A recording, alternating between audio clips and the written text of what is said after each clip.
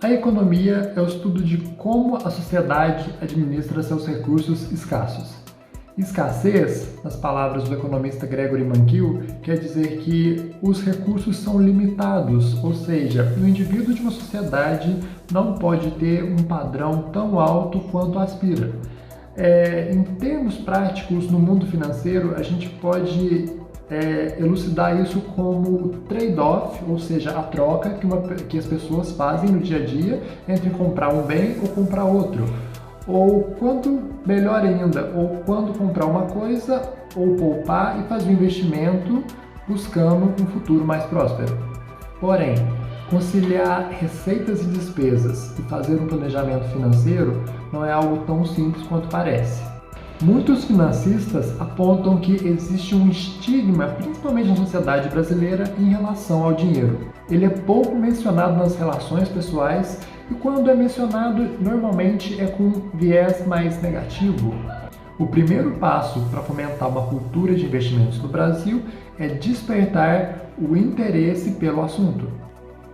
Existem inúmeros programas pelo mundo com o objetivo de prover educação financeira para a população, mas a questão é que ainda existem incertezas em relação à efetividade desses programas. E isso nos leva à seguinte questão: ensinar educação financeira a jovens funciona?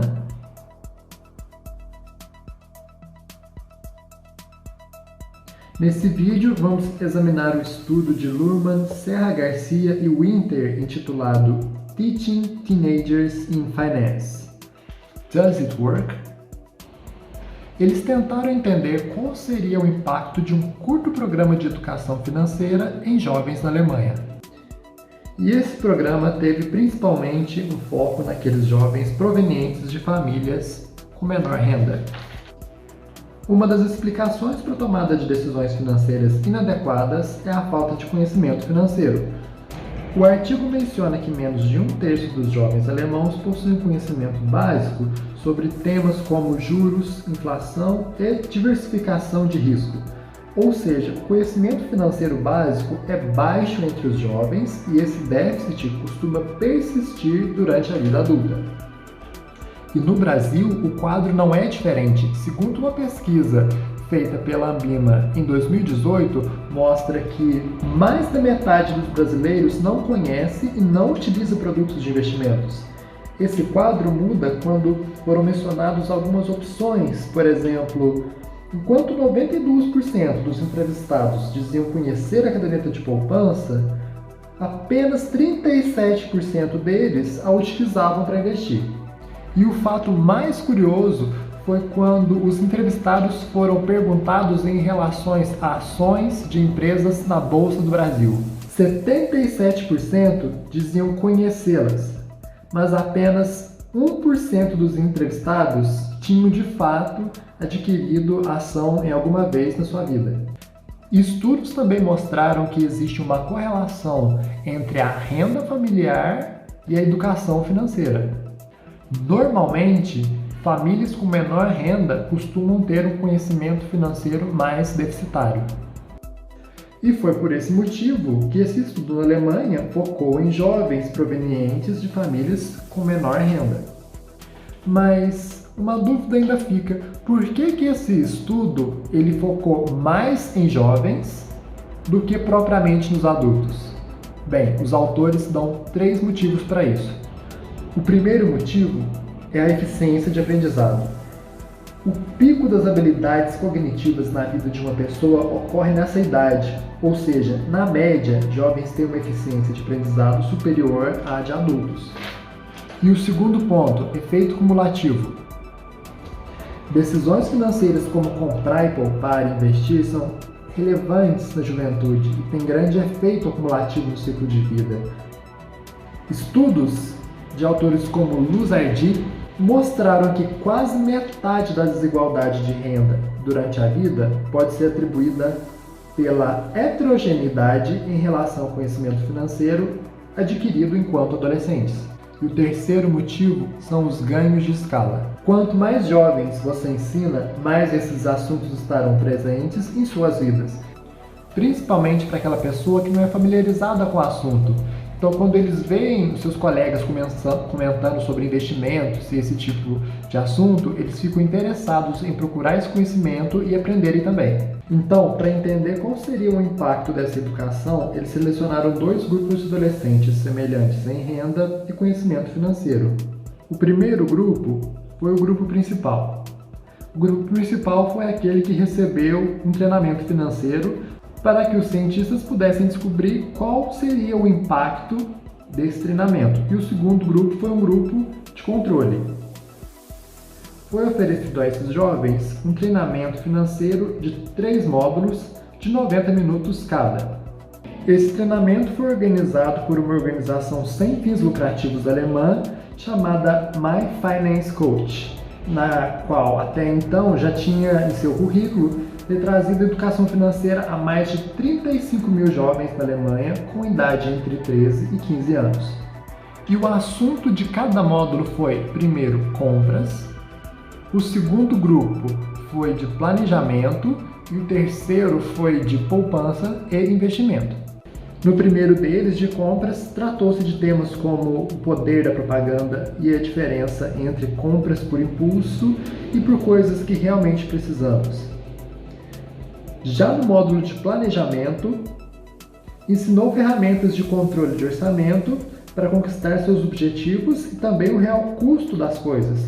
Por exemplo, quando você compra um carro e você tem consciência de que os custos relativos ao carro não são apenas da parcela do carro, mas vão também de gasolina, de imposto, de depreciação e por aí vai.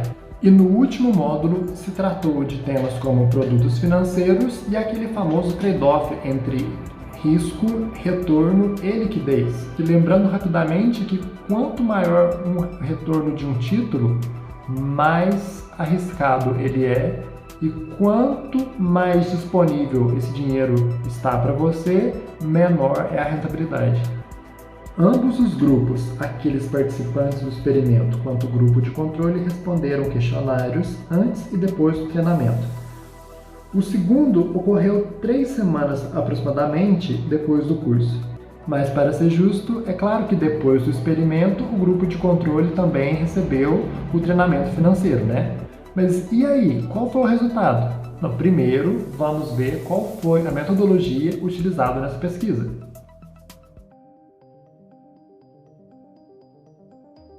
Foi utilizado o modelo de regressão de mínimos quadrados ordinários para estimar o impacto do curso de educação financeira.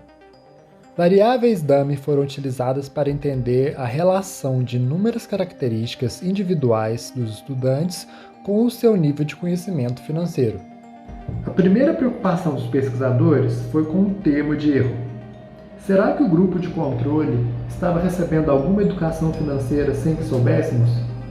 Para minimizar o termo de erro e dar mais robustez aos dados da pesquisa, descobriu-se que os estudantes não fizeram nenhum curso de educação financeira, nem esse assunto fazia parte do currículo escolar.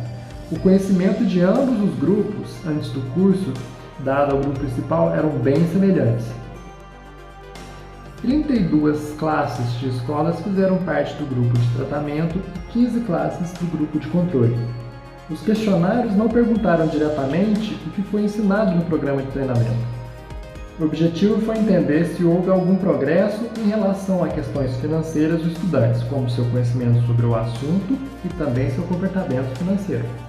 Para medir os efeitos da educação financeira, comparou-se os resultados obtidos nos testes de ambos os grupos. O grupo de tratamento, que recebeu o treinamento financeiro, e o grupo de controle, que foi aquele que não recebeu o treinamento. Calculou-se assim um modelo de regressão linear. Temos aqui a variável dependente y, que é em relação ao estudante I. E todos os termos post estamos nos referindo a uma variável dummy, que assume valor 0 para a pesquisa base antes do treinamento e ela assume o valor 1 para a pesquisa após o treinamento. Além disso, temos que ter também uma variável dummy para o grupo de tratamento. Ela assume o valor 1 se o indivíduo participou do treinamento e 0 se ele não participou do treinamento. Já o Z se refere às características individuais dos participantes da pesquisa. Então, temos aqui, entre as diversas características individuais, temos como gênero, log do tamanho da casa, também assume a variável DAMI se o aluno tem um ou ambos os pais. Temos também a DAMI para caso o alemão seja a língua oficial falada na casa do aluno. E também foi colocado o DAMI para notas baixas em matemática, entre outras características pessoais. E também foi feita uma regressão linear para a classe do estudante, que foi representado pela letra X.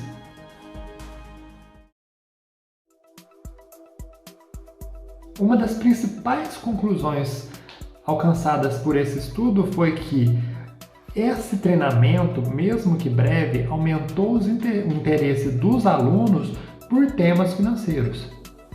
Através do histograma, podemos ver que os jovens que se diziam interessados ou muito interessados em temas financeiros saltou de 16% antes do treinamento para 30% depois do treinamento. Para medir como se desenvolveu o conhecimento financeiro nos jovens, analisamos a porcentagem dos estudantes que responderam corretamente todas as questões. Enquanto no grupo de controle esse número teve um pequeno salto de 38% para 40%, o número foi mais significativo no grupo de tratamento, que alcançou 46,5% de pessoas que acertaram todas as questões, sugerindo que o conhecimento se desenvolveu com o treinamento. Outro dado interessante foi em relação às compras por impulso. O treinamento diminuiu em 21% o número de estudantes que se reportaram estar comprando por impulso frequentemente. Por último, uma das conclusões mais curiosas desse trabalho foi que existe uma diferença de gênero entre o interesse dado pelas mulheres e pelos homens em relação a assuntos financeiros. O público feminino mostrou um interesse financeiro 10% menor do que o do masculino. E também se mostraram menos propensas a poupar. Essa informação sobre disparidade de gênero é importante para a implementação de programas de educação financeira. Esse estudo sugere a importância da educação financeira desde cedo pode trazer um impacto relevante no futuro dos jovens. O treinamento obteve êxito em aumentar seu interesse em assuntos financeiros, assim como sua consciência em relação às suas escolhas de consumo.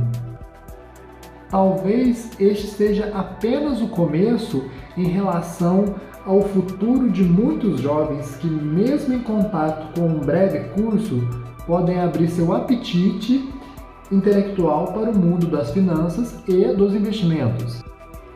A educação financeira ela é essencial para transformar uma sociedade e sempre dar mais liberdade de escolha às pessoas e também potencializar seus objetivos e sonhos. Meu nome é Felipe Massafera, sou estudante de mestrado de Economia da Universidade Federal de Juiz de Fora e espero que tenha gostado desse vídeo. Até mais!